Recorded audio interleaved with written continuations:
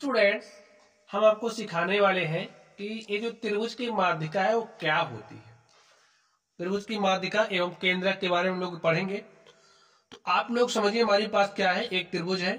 ये जो त्रिभुज है इसको हमने नाम दिया क्या है, ए बी सी। ठीक है, ए बी सी हमारा एक त्रिभुज है।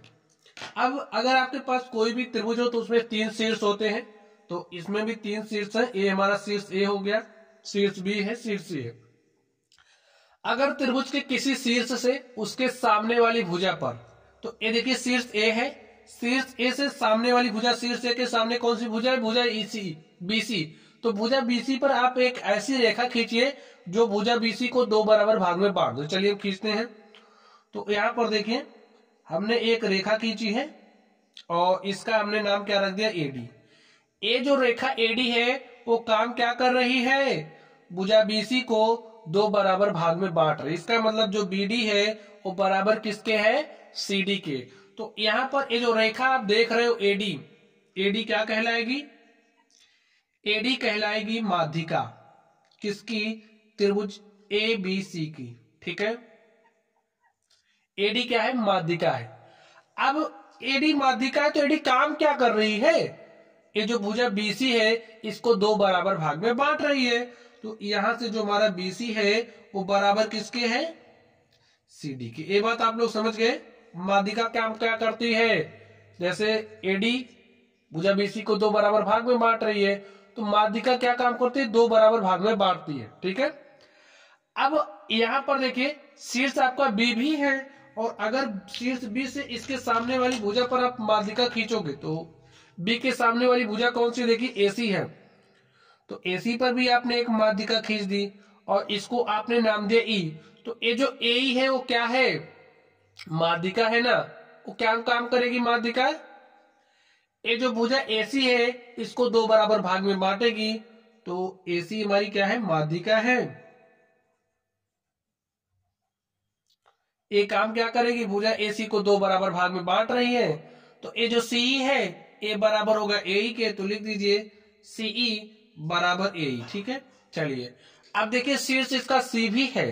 तो इस शीर्ष सी से जब इसके सामने, भाई शीर्ष सी के सामने कौन सी भुजा, ए बी, तो आप ए बी पर भी माध्यिका खींच सकते हैं। तो आपने माध्यिका खींची। अब ये जो सीई है इसको नाम दे दें, ठीक है, सी एफ। ठीक है, ये जो सी एफ है क्या है, माध्यिका है। माध्यिका है तो काम क्या करेगी, भुजा ए बी को दो बराबर भाग में बांटेगी, यानी कि ए वाला भाग बराबर होगा इसके। ठीक है, तो चलिए सबके लिए अलग अलग साइन यूज कर देते हैं। समझ गए आप। तो इसको भी लिख लीजिए, जो सी एफ है वो क्या है, माध्यिका है। जब सी एफ माध्यिका है तो भाई भुजा ए बी को दो बराबर भाग में बांटेगी। दो बराबर भाग में बांटने का मतलब है जो ए बी है वो बराबर किसके होगा, ए एफ के। तो आप लोग समझ गए। चलिए यहां से हम केंद्रक की भी बात कर लेते हैं। आप समझिए, दो या दो से अधिक माध्यिका, भाई कोई त्रिभुज है, दो होगी माध्यिका या दो से अधिक।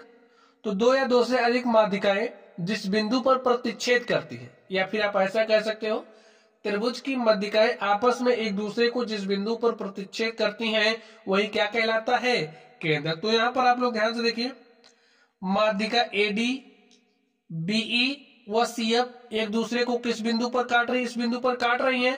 इस बिंदु को हम नाम दे रहे हैं, चलिए जी पर। तो बिंदु जी पर काट रही हैं, तो ये बिंदु जी क्या कहलाएगा, केंद्रक कहलाएगा। समझ गए, बिंदु जी क्या कहलाएगा, केंद्रक। और जो त्रिभुज का केंद्रक होता है, यहां से एक बात और समझ लीजिए, त्रिभुज का केंद्रक माध्यिका को दो और एक के अनुपात में विभाजित करता है। अब देखिए ये क्या हो गई, एडी क्या है, माध्यिका है। ठीक है, समझ लीजिए एडी क्या है, माध्यिका है।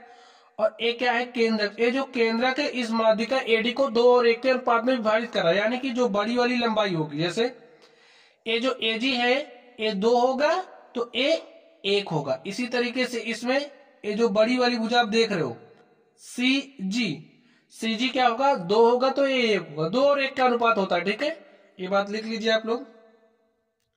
बिंदु जी, बिंदु जी त्रिभुज ए बी सी का केंद्रक है। देखिए बात बहुत इंपॉर्टेंट है, का केंद्रक है। और लिखिए त्रिभुज का केंद्रक, का केंद्रक माध्यिका को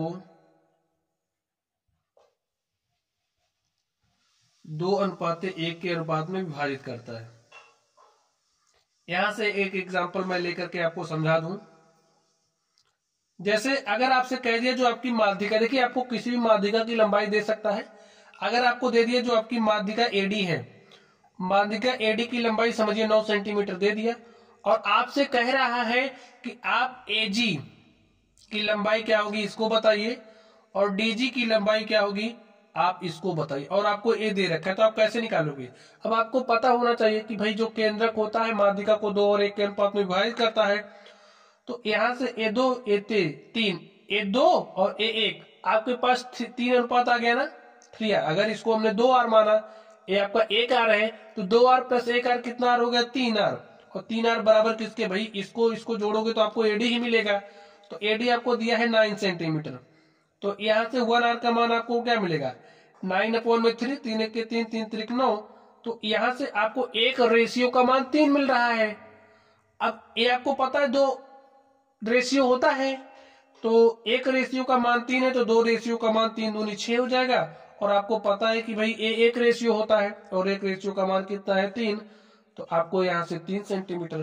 तो जो आपकी एजी है उसकी लंबाई आपको मिल जाएगी 6 सेंटीमीटर, और जो आपकी डीजी है उसकी लंबाई आपको मिल जाएगी 3 सेंटीमीटर। अगर इतना नॉलेज आपके पास है तो इससे संबंधित प्रश्नों को आप सोल्व कर ले जाएंगे। तो चलिए स्टूडेंट्स, हमने आपको त्रिभुज की माध्यिका क्या होती है इसको समझाया, त्रिभुज के केंद्रक के बारे में समझाया। तो चलिए आप लोग पढ़ते रहिए। Thank you.